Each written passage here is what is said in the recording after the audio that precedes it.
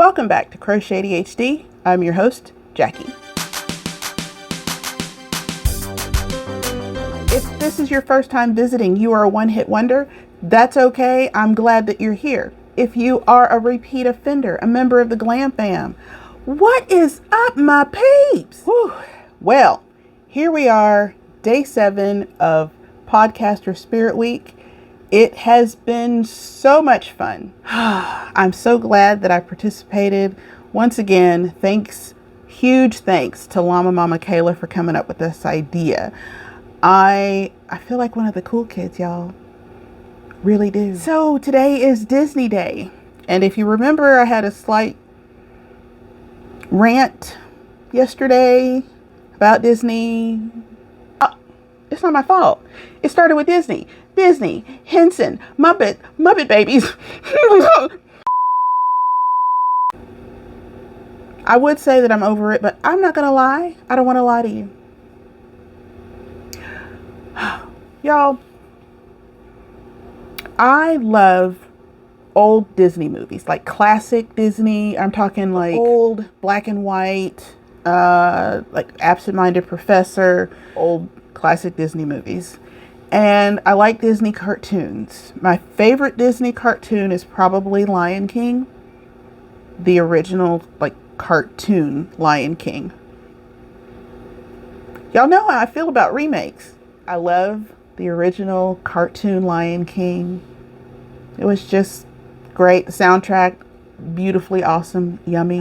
My favorite Muppet movie is The Muppet Movie. Confession, I love Kermit. Okay. So one year on vacation, we went to Cleveland, Mississippi. That is where Jim Henson was born, I believe, and raised. And they have the Jim Henson Museum there. Now, you don't ever hear about this in connection with, like, you know, the big Disney whatever stuff, because they're not actually affiliated with directly. I don't know what the thing is, but anyway, we went on a family trip to the Jim Henson Museum, and they have like a humongous Kermit the Frog sitting on a bench, so you get to take pictures. So I did. My Ravelry pick is me and Kermit. I love Kermit. Kermit is awesome.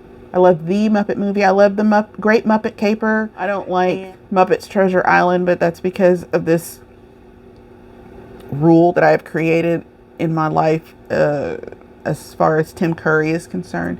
That man scares me. He scares me. Wonderful actor. Wonderful actor. He scares me.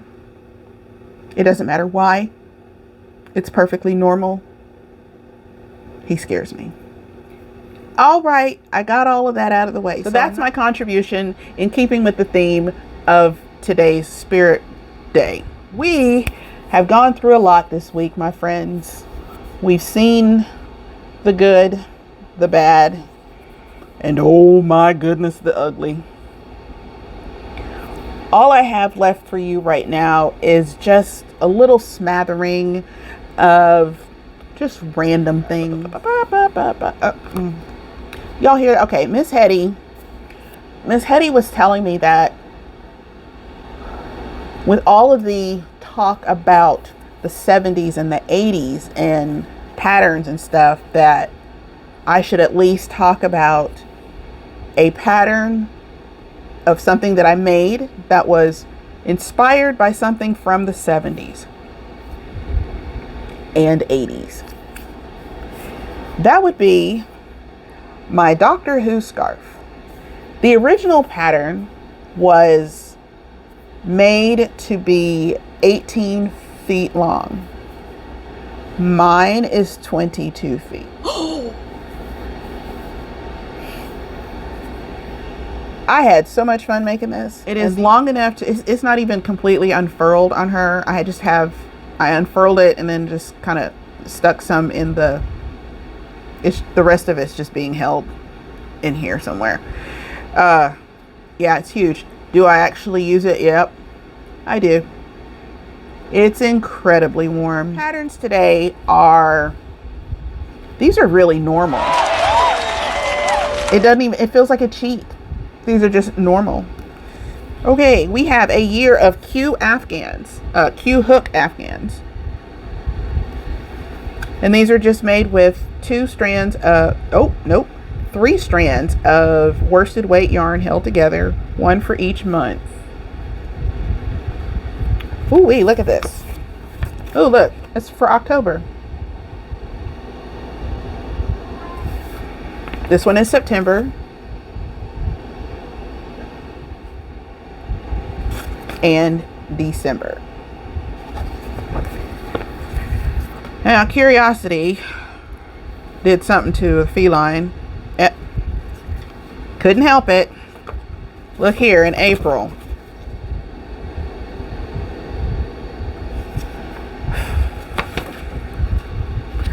Okay, so conversations I was having down in the comment section were things like, you know,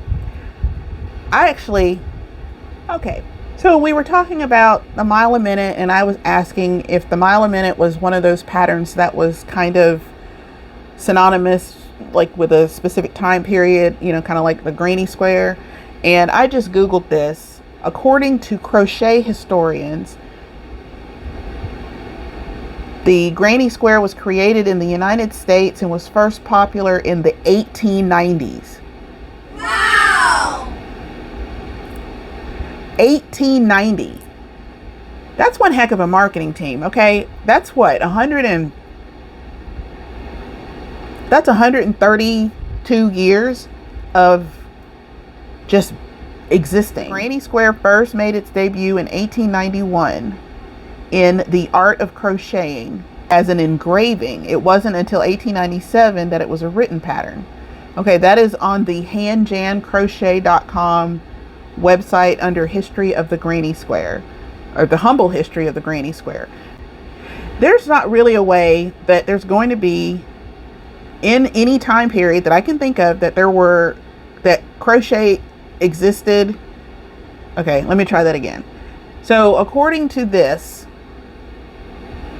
the granny square has been a mainstay and a staple to crochet ever since the 1890s. Any pattern for crochet from 1890 forward, there's going to be some granny square somewhere. And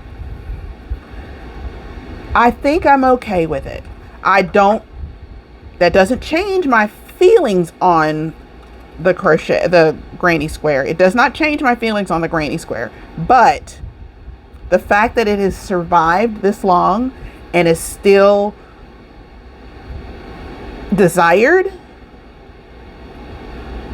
that's cool. And you know what else? You can't knit a granny square. Wait.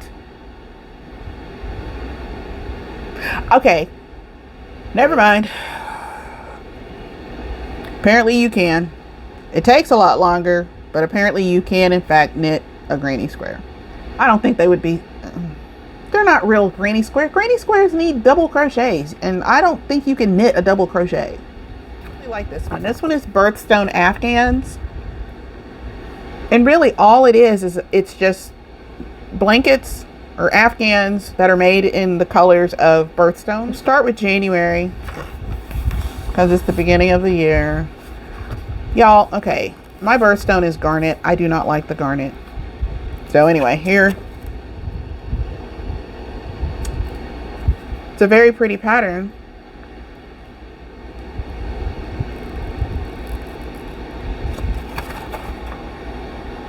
Cables. And see, I don't remember seeing crochet cables until the 2000s. What is this book? This is 96. April. May seems to have gotten a raw deal. That's not May. Please hold. There we go. May. The one I just showed you was June. August. September. This is a really pretty blue. November. in December. These are very pretty. Very, very pretty. This is a book that I found on eBay, and it's an Annie's Attic, you know, brochure, whatever. I love this. I made so many items out of here for my girls when they had their play kitchen. This is like the coolest thing. Now this, I mean, if I can do amigurumi like this all day long. I loved making these. They had the pizza, hot dogs, hamburger. They had French fries, and then I figured out how to make them. I had figured out how to do the stitching to make curls. So they had like curly fries. They had chicken nuggets, which isn't in this book. They did have the Oreos. I love this. I have no idea how much they sell for right now. It was a pretty, oh, the bread. I love this. And look, they even have like the loaf of bread in a like a mesh bag. There's ice cream, ketchup. I think there's a milkshake, eggs, pancakes, sausage. Those are pats of butter. I think that might be an onion. No, that's a cinnamon bun. Ice cream sandwich. Oh, okay, here we go. Loaf of bread, ice cream, French fries, ketchup and mustard, strawberry shake, cookie, ice cream sandwich, hamburger pizza, bologna sandwich, package of bacon. Oh, package of bacon right there in the middle. All right. Hot dog and bun, pretzel, popcorn, pancakes and sausage, cinnamon roll, fried egg and bacon. Oh, there we go. Fried egg and bacon. Egg carton, bag of peanuts and eggs. Oh my gosh. I wanted to literally make everything. And this is from 1980 something. 88. Wow, they did a whole lot of these little things in the 80s. And just to scare off those of you who are still around, I told you I had some of these. These are the Debbie Ann dolls from Annie's Attic. I have not made one of these. I want to one day, so she can sit on the shelf next to her, you know, her original Cabbage Patch doll counterparts, but I have yet to do that. Good thing we don't judge here. My goodness. So thankful. See, now that was not painful at all. Today is light and breezy and easy. I'm just excited about it. So looking back on everything that we have seen this week, it has been a hoot. It is interesting again to see kind of like where we are now as opposed to where we came from. And, you know, sometimes you do have to suffer through some things. I do really, really hope that those people who came into crochet, you know, after the invent of the internet can see more about what was out there for crocheters. I was there in some of these times. I didn't know how to read patterns, so looking at terms like blocking would have made absolutely no sense to me. Gauge swatch, I never knew what a gauge swatch was until I started making garments, and even at that, that's probably within the last 5 years. Okay, now that I know what it is, now that I know the purpose of it, I will not make a garment without doing a gauge swatch first. And to take it one step further, I won't do it without blocking the gauge swatch. See, I have grown as a person. And isn't that really the kind of the point when we take up a craft? Yes, we do it for our sanity. We do it for, I don't know, love of self, love of neighbor, love of family. But it's always nice to where you can take your craft from its beginning. So, you know, when you learn the basics, the foundation of how to, you know, crochet a chain, or how to crochet like a washcloth, so, you know, something truly basic, and then take those skills and build on them. Because I mean, now we have, even though yarn, nope, I was going to say yarn is the same.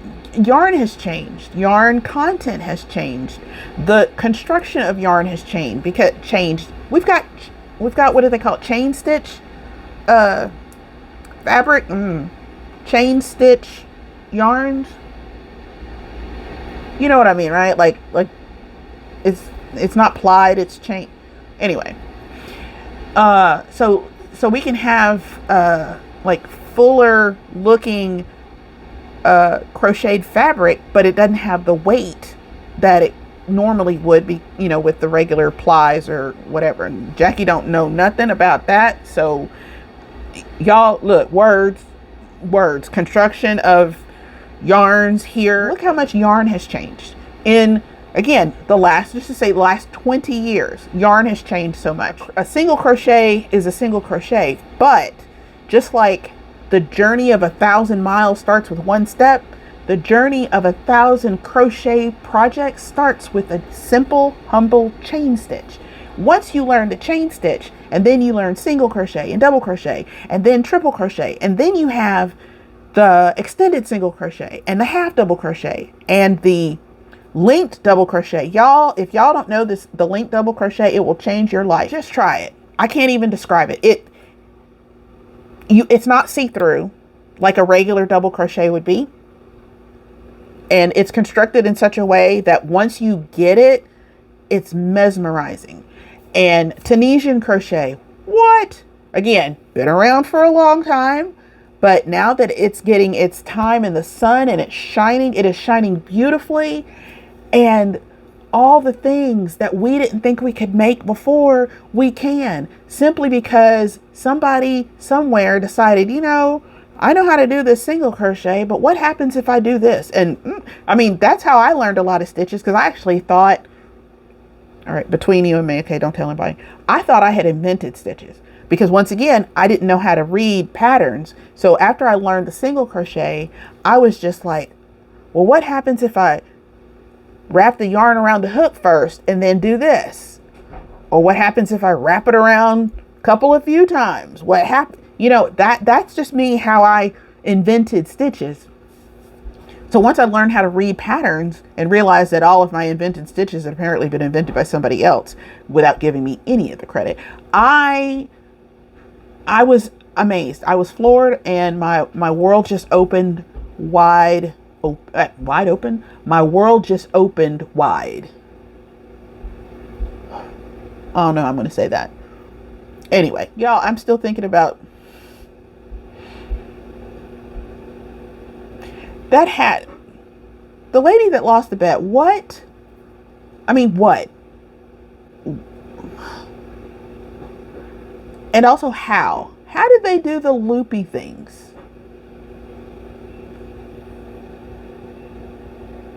It's been on my mind. It really has. It's been on my mind since I first. That's one of those things you just can't unsee, really. So it's been on my mind. But I have thoroughly enjoyed this voyage, and who knows what we'll do for next Spirit Week, whenever that might be. I hope y'all have found some new podcasters as a result of this. Out of curiosity, if you have, were any of them non-crocheters? Just curious. Because the ones that I've seen thus far have all been crochet related, which again, I'm all about, you know, Love me some crochet. Love crochet podcasters. And I'm finding like true crochet centric podcasters. We are coming out of the woodwork. We are there for it. Yeah. If you like this video, please like this video. If you want to join the GlamFam, if you want to stick around, join the GlamFam by hitting that subscribe button and also rocking that notification bell. Until next time, I've been Jackie.